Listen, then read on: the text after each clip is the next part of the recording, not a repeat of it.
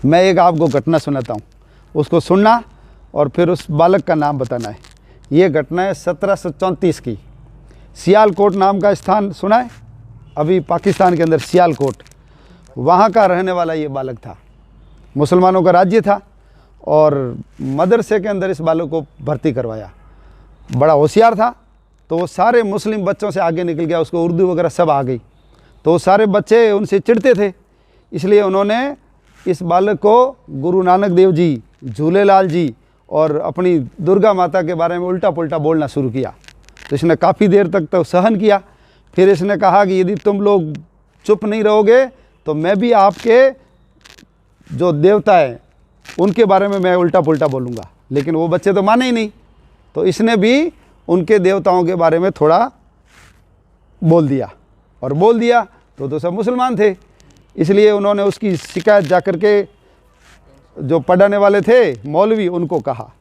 और मौलवी वो तो मौका ही देख रहे थे कि एक हिंदू बालक मुसलमान बालक से आगे कैसे निकल सकता है। तो उसको पकड़ करके और उनको कहा कि तुमको माफ़ी मांगनी पड़ेगी। इसने कहा मैं माफ़ी नहीं मांगूंगा, इन्होंने मेरे देवताओं को गाली निकाली इसलिए मैंने इसको वापस गाली निकाली।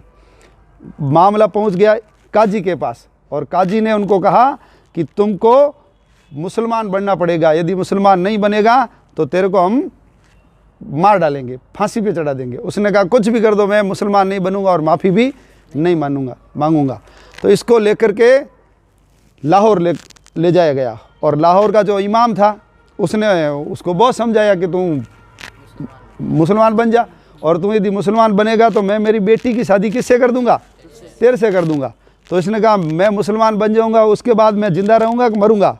उसके बाद भी मरूंगा, तो फिर मैं मुसलमान क्यों बनूं? मैं मुसलमान नहीं बनूंगा। इसकी माँ ने भी उसको समझाया, लेकिन इसने माँ को क्या कहा कि माँ शरीर मरता है, आत्मा तो कभी मरती नहीं है, इसलिए मैं मुसलमान नहीं बनूंगा।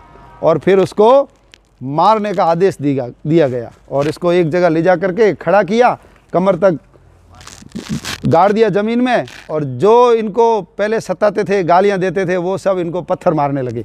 और जब पत्थर मारने लगे तो वो तलवार लेकर के जल्लाद आया, और उसने पास में आया तो उसके हाथ कांप गए। छोटा बच्चा 14 साल का, उसको कैसे मारूं मैं?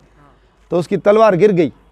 तो इसने वापस तलवार उठा करके और उसको दी और कहा मेरा शीश काट दो, लेकिन मैं मुसलमान नहीं बनूंगा। और उसने तलवार लेकर के जब उसके ऊपर ऐसे की तो इसने भगवान से प्रार्थना की, हे भगवान मुझे अपने चरणों में स्थान देना, है ना, ये मैं भोग का पुतला बन करके वापस इस धरती पे नहीं आना चाहता, और मैं इस्लाम धर्म भी स्वीकार नहीं करूंगा। और बसंत पंचमी 1734 के दिन उसकी गर्दन काट करके उसकी हत्या कर दी गई। वो 14 साल का वीर बालक मुसलमान नहीं बना, हिंदू धर्म पे पक्का रहा। उसका नाम बताओ। मैं बताता हूँ, याद रखना। उसका नाम था वीर हकीकत राय। क्या नाम था? वीर हकीकत राय। सिंधी समाज में पैदा हुआ था, हैं?